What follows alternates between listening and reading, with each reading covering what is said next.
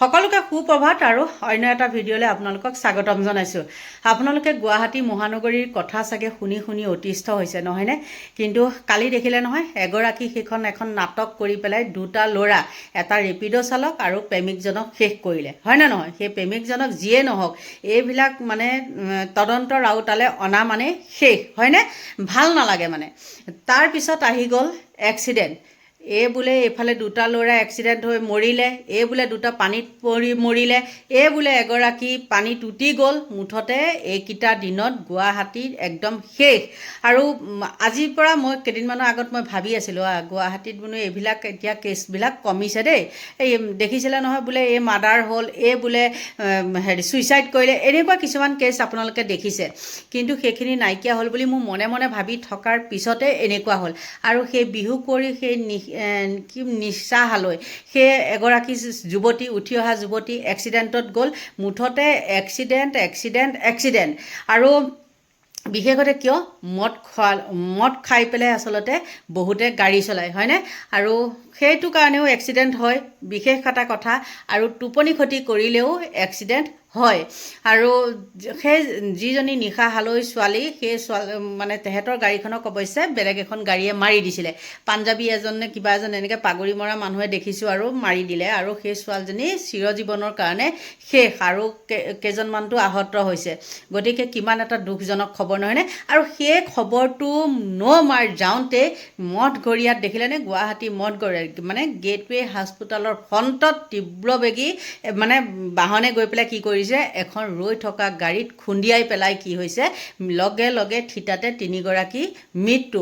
আৰু যিবিলাক CCTV কেমেৰাৰ ফুটেজ, সেইবিলাকত আকৌ ইমান স্পীডত যোৱা গাড়ীখন, 3জনী যুৱতী ঢুকালে, কিন্তু ড্ৰাইভাৰজন কেনেকৈ বাচিলে? আৰু গাড়ীখন দেখিলেতো একেবাৰে মানে বুকু কঁপি যোৱা নহয়নে? আৰু এক্সিডেণ্ট বুলি ক'লে মানে মোৰ একদম ভয়ে লাগে। আৰু গাড়ী তেনেকুৱাবিলাক মই চাব নোৱাৰোঁ। আপোনালোকে বিশ্বাস কৰিবনে? মোৰ ল'ৰাটোৰ লগত যেতিয়া হৈছিলে ন, প্ৰথমতে মই তাক চাব পৰা নাছিলোঁ। মোৰ মূৰ চুৰ ঘূৰাই পেলাই মই তাতে মানে বহি ৰৈছিলোঁ।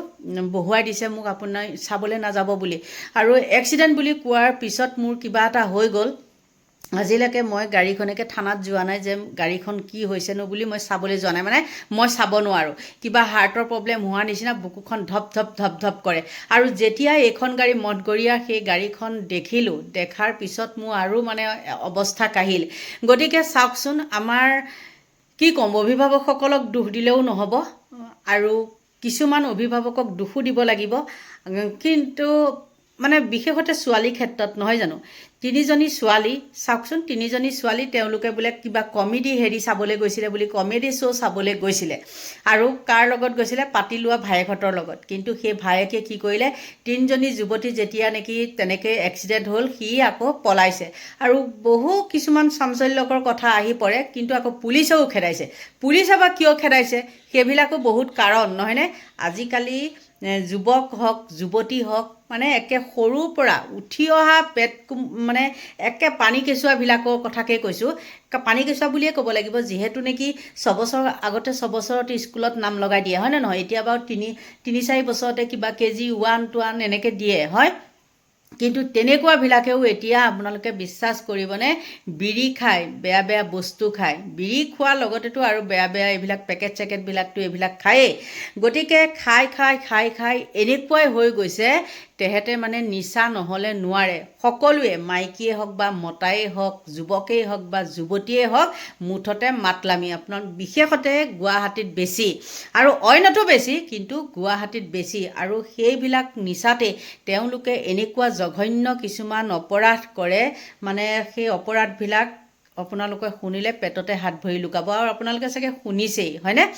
কিন্তু মই এইটো ভাবোঁ, সেই ছোৱালীকেইজনী সেই ৰাতিখন তেহেঁতৰ ইমানেই বিহু লাগিছেনে? এইফালে আকৌ সেইবিলাকে আকৌ কি কৰে, ছ'চিয়েল মিডিয়াত গেলাই থাকে, এই বিহু। আকৌ সেইবিলাকেই দেখিব বিহু চাই ক'ব নোৱাৰে, উতনোৱা মানে। আৰু মাক দেউতাকক নিজে কৈছে, এগৰাকী কিবা চৰাইদেউ নে কয় হয় নে সোণাৰীয়ে নে এনেকৈ কৈছিলে, তেওঁ নিজে কৈছে, মোৰ ফোনত চাৰ্জ নাই, মই এতিয়া শুম, তোমালোকো শুই থাকা। তাৰমানে সেইটো বাপেকহঁতক মাকহঁতক সেইটো ক'লেহে, কিন্তু তেওঁলোকে কি কৰিছে মনে মনে সেয়া ইটোৱে সিটোক ফোন কৰি পেলাই তেওঁলোকে বিহু চাবলৈ গৈছে। গতিকে চকু মুদিও যিমানেই পঢ়াৰ নামত আহি পেলাই গুৱাহাটীত নাথাকক কিয়, যিমানে যি নকৰক কিয়, চকু মুদি কেতিয়াও সন্তানক বিশ্বাস কৰিব নোৱাৰি বা নালাগে। সেইটো মোৰ লগতে হওক বা আন কাৰোবাৰ লগতে হওক। আপোনালোকে এই কথাখিনি কৈছোঁ কাৰণে বেয়া নাপাব দেই।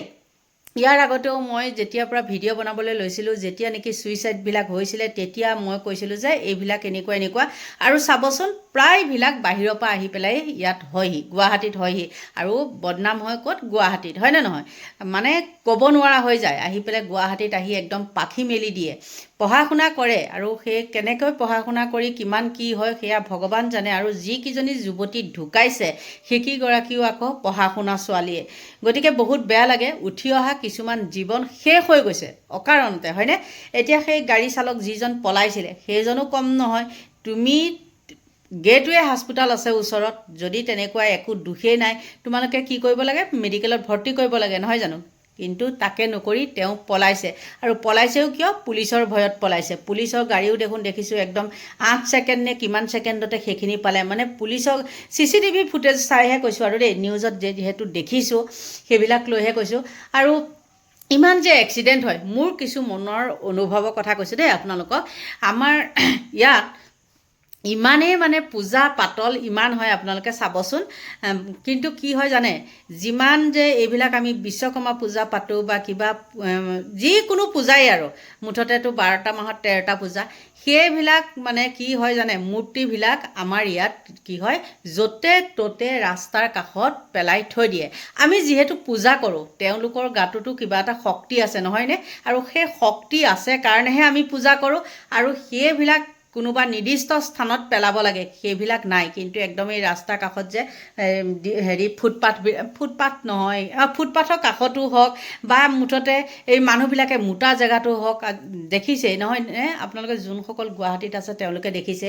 আমাৰ এই চচলৰ ওচৰতো দেখোঁ ইমানেই মানে বিশ্বকৰ্মাৰ মূৰ্তি কিবা কিবি তাতে হেৰি কৰে, কৰি পেলাই তাতেই মুতি দিয়ে। বহু মানুহক দেখিছোঁ, মতা মানুহক তেনেকৈ মুতি দিয়ে। আৰু মোৰ মতে দেই, মানুহে কিছুমানে ক'ব আপুনি এইবিলাক অন্ধবিশ্বাস, এইবিলাক নহয়, মদ খোৱাৰ কাৰণেহে হৈছে বুলি এনেকৈ কয়। কিন্তু সেইবিলাকো নহয়, বহুত ইয়াত দুখো থাকে। কাৰণ আমি মাটিৰে হওক লাগে মূৰ্তিটো, আমি পূজা কৰোঁ, নহয়নে? আৰু সেই পূজা কৰা বস্তুবিলাকৰ ওপৰত যেনেকৈ গাড়ী চলাই যাব আৰু ভাগি ছিগি আহি মেইন ৰাস্তাত পৰেহি, সেইবিলাক মূৰ্তিবিলাক কাষতে মানে থিয় কৰাই থৈ দিয়ে। কেতিয়াও তেওঁলোকে নিৰ্দিষ্ট স্থানত মানে নথয়গৈ, বা সেইবিলাক GMCৰ হেৰিয়েও নিনিয়ে। কিবা ধৰণৰ মানে আৰু কি ক'ম, মানে কথাখিনি মই ভালকৈ ক'বও পৰা নাই, ইফালে ভাতো বনাই আছোঁ। গতিকে বন্ধু বান্ধৱীসকল, এক্সিডেণ্ট হোৱাৰ বহুতো কাৰণ আছে। আৰু বিশেষতেতো মদ, ইফালে হ'ল টোপনি ক্ষতি। আৰু টোপনি ক্ষতি প্ৰায় আজিকালি চাব, আমাৰ নিচিনা আমিয়ে লাগে 12টা 1টালৈকে আমাৰ কি হয়, সাৰেই থাকোঁ, নহয়নে? ফোনটোৱে চাই থাকোঁ, কিবা কৰি থাকোঁ। আৰু হঠাতে যদি কোনোবা এটাই মেছেজ দিলে বোলে ব'ল আমি যাওঁ বিহু চাবলৈ, হয়নে নহয়? সেই তেনেকৈ পেলাইও এক্সিডেণ্ট হয়। আৰু গাড়ী চলোৱা মানুহজনৰ লগত ভালকৈ কথা বতৰা পাতি যাব লাগিব। বেছি হাঁহি তামচাপ একদম ফকতীয়া কিছুমান কথা কৈ হাঁহি উৰাই দিলে সেই গাড়ী চালকজনৰো মানে বেলেঞ্চ নাইকিয়া হৈ যায়, হয়নে নহয়? মই মোৰ ফালৰ পৰা কৈছোঁ দেই। কিন্তু আপোনালোকে চাবচোন, হয়নে নহয়? তেনেকুৱাও হ'ব পাৰে, কাৰণ সেইটো সময় হৈছে 3টামান বজাত হৈছে বুলি এক্সিডেণ্টটো কৈছে। আৰু সেই নিশা হ'লেও সেই তেনেকুৱাই সময়ত কেছটো হৈছে। গতিকে বন্ধু বান্ধৱীসকল, নিজৰ সন্তানৰ ওপৰত আপোনালোকে চকু ৰাখক, নহ'লে আমাৰ হাততে নাইকিয়া হৈ যাব। আৰু সেই বিশেষতে মোৰ এইকেইগৰাকী ছোৱালীৰ কথাত কৈও মানে সেই মোৰ নিশা হালৈলে বহুত বেয়া লাগিছে।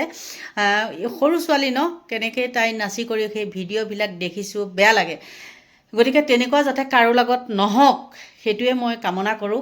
আৰু চাব, এইখিনিতে এটা আপোনালোকক গুৰুত্বপূৰ্ণ কথা কওঁ। আগতে কি হয় জানে, এতিয়া মই ধৰক মোৰ ল'ৰাটোকে বা মোৰ ছোৱালীজনীকে কোনোবা ডাঙৰ মানুহে যদি বেয়া এটা কিবা দেখে, তেতিয়াহ'লে গালি এটা পাৰে, নহয়নে? কিয় এইটো কৰিছ, কিয় সেইটো কৰিছ, তেনেকুৱা ধৰণৰ। কিন্তু এতিয়া আকৌ বেলেগৰ ল'ৰা ছোৱালীক বেলেগে ভাললৈ ক'লেও সেইটো আকৌ কালহে হয়। তেতিয়া আপোনাক বেয়া পাব, আপোনাৰ লগত কাজিয়া কৰিব, চিধাই ক'ব মোৰ ল'ৰা ছোৱালীক হিংসা কৰে, সেইকাৰণে এইবিলাক কথা কৈছে, তেনেকৈ কয়। আৰু চাট দিয়াটোতো বেলেগ কথা, আগতেতো ল'ৰা ছোৱালীক মাৰপিটে কৰে, নহয়নে? মই কিন্তু মানে মই যেতিয়া গাঁৱত আছিলোঁ তেতিয়া আপোনালোকে বিশ্বাস কৰিব, 5টা 6টা ল'ৰা ছোৱালী এক চামৰ, মানে মই বুলি ক'লে তেওঁলোকে ভয় কৰে, ভয় কৰে যিমান মোক ভাল পায়ো সিমান, তেনেকুৱা। মানে গধূলি আৰু ৰাতিপুৱা পঢ়া শুনা চকী মানে টেবুলত বহি থাকিবই লাগিব, পাৰক নোৱাৰক, তেনেকুৱা টাইপ আছিলে। কিন্তু এতিয়া আপুনি সেইবিলাক ক'ব নোৱাৰে। খোৱাৰ পৰা উঠি কটিয়াই মটিয়াই মুখখন ধুৱাই ভাত খোৱালেও খুৱাব, টিফিন এটা দিব, পঠিয়াই দিব ল'ৰা ছোৱালীক, কি কৰিছে নকৰিছে বাহিৰা জ্ঞান নাই, মুঠতে শেষ। সেইবিলাক আৰু ক'ৰবাৰ পৰা মই ক'ৰবাৰ পাই দিছোঁ কথা কিছুমান মই ক'বলৈ লৈছোঁ আৰু তেনেকুৱা। মানে বেলেগৰ ল'ৰা ছোৱালী হ'লেও আমি যেনেকৈ আগতে শাসন কৰিছিলোঁ সেইটো দিন এতিয়া নাই। গতিকে কিছুমান ল'ৰা ছোৱালী বেয়া হৈ থকা দেখিলেও এতিয়া আমিয়ে কিছুমান ল'ৰা ছোৱালী বেয়া হ'লেও আমি ক'বলৈ নাযাওঁ, ক'লে কি হ'ব জানেনে? বেয়া পাব। সেই তেনেকুৱা কিছুমান মোৰ লগত মানে হৈয়ে থাকে, মানে নোৱাৰোঁহে সেইবিলাক সহ্য কৰিব, কৈহে মৰোঁ, সেই তেনেকুৱা টাইপ আৰু। গতিকে বন্ধু বান্ধৱীসকল এইখিনি আছিলে মোৰ ক'বলগীয়া। আপোনালোকে মই এই কথাখিনি কৈছোঁ বুলি আপোনালোকে বেয়া নাপাব। মই চাবচোন যদি ভুল হৈছে আপোনালোকে ক্ষমা কৰিব, কিন্তু মই কোৱা কথাখিনি মোৰ মনে কয় একেবাৰে মিছা নহয়। গতিকে বন্ধু বান্ধৱীসকল এইখিনিতে আপোনালোকৰ পৰা লৈছোঁ বিদায়। Bye bye. মৃত্যুৰ কিৰিলি মহানগৰীত, চৌদিশে কেৱল এতিয়া মৃত্যুৰ তাণ্ডৱ। পুনৰ ভয়ংকৰ পথ দুৰ্ঘটনাই জোকাৰিলে ৰাজ্যক। ভয়ংকৰ দুৰ্ঘটনাত প্ৰাণ হেৰুৱালে 3গৰাকী যুৱতীয়ে।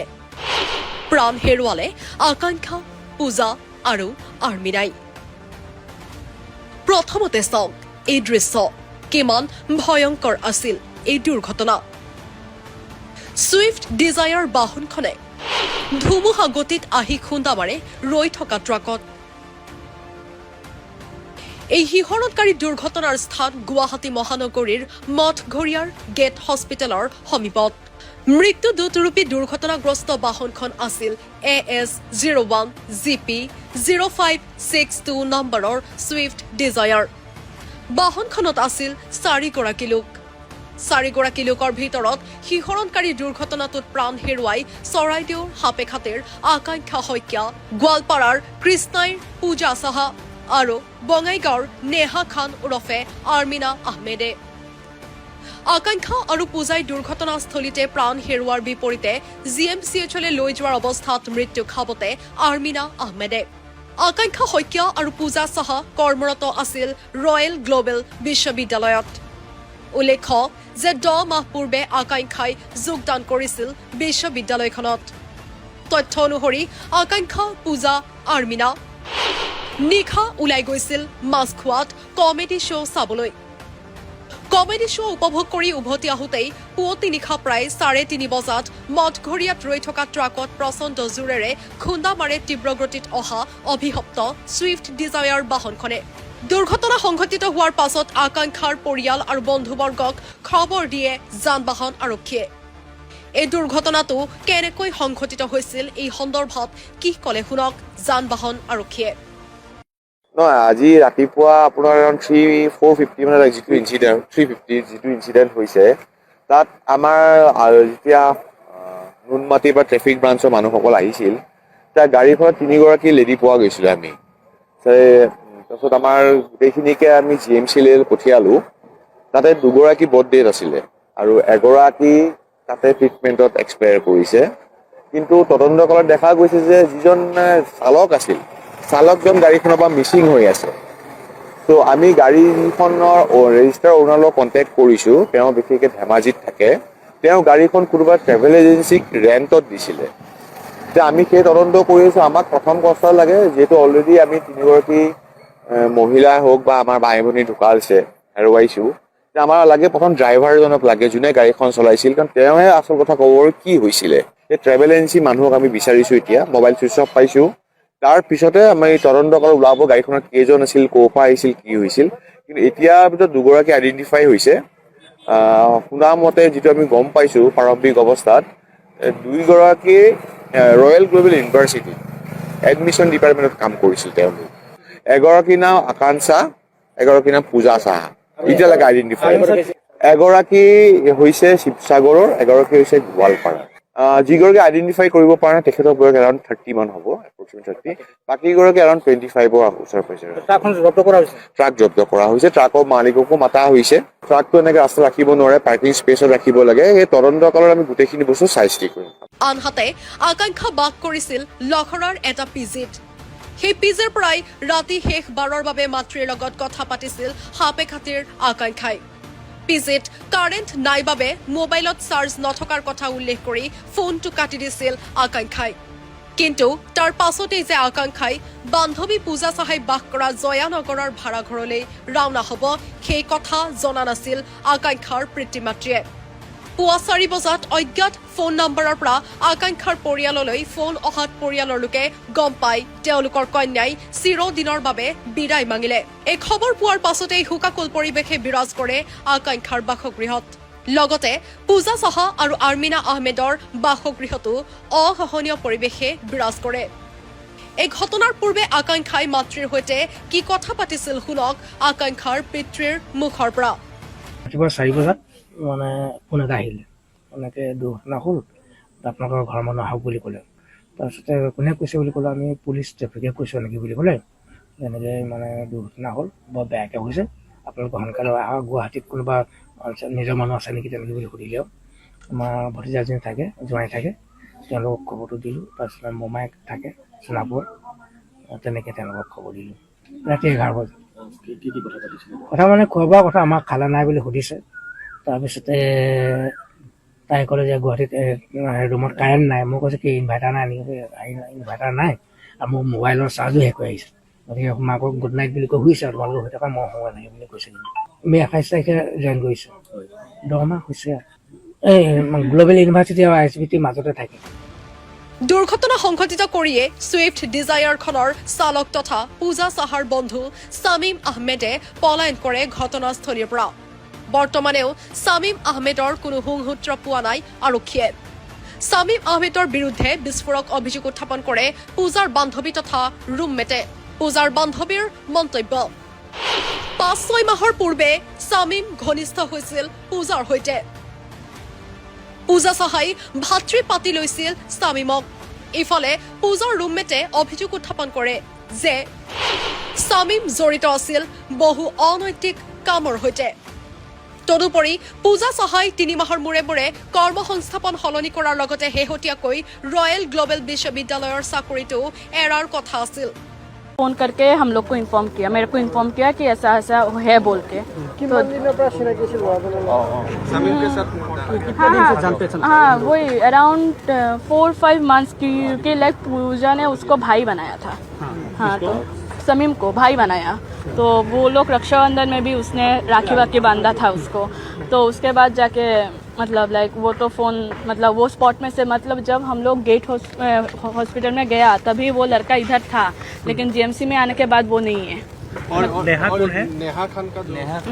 नेहा खान वो समीम का दोस्त। उसका नाम आर्मीना अहमेद है क्या? कौन? अहमद है। आर्मीना अहमेद। अहमद अहमेद। नेहा कौन? नेहा खान। और नेहा खान। और ये ड्राइवर का नाम क्या? वो ड्राइवर वो था क्या, समीम अहमद।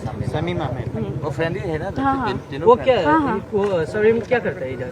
इधर ये सब पता नहीं ना मेरे को, मतलब इतना पता है बिजनेस करता है, क्या बिजनेस करता है क्या नहीं है आप तो मिले पता थे नहीं। उनसे? कौन? मैं नहीं मैं सुना है नाम से।